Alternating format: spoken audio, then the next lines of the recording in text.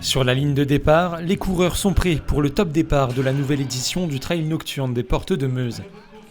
Après plusieurs années d'absence, ce trail meusien est de retour pour une 5e édition. Cette année, le parcours est nouveau. Pour la première fois, le départ s'installe dans le village de l'Île-en-Rigaud. C'est un peu de convivialité comme ça pour les coureurs à l'arrivée. C'est la découverte du trail, du territoire et puis du trail aussi nocturne, parce que là ils partent 2 jours, mais la plupart des coureurs vont terminer de nuit. Et pour attirer le plus de sportifs possible, l'association a choisi une période de l'année qui compte moins de mobilisation de ce genre.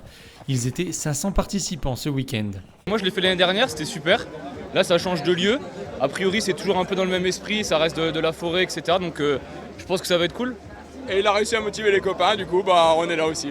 Et pour réguler tout ce monde, il faut s'organiser. Les bénévoles de l'association de Ville-sur-Sault sont donc réquisitionnés pour diverses tâches comme Sylvie et Véronique au ravitaillement ou encore François-André à la sécurité des coureurs et à la signalétique.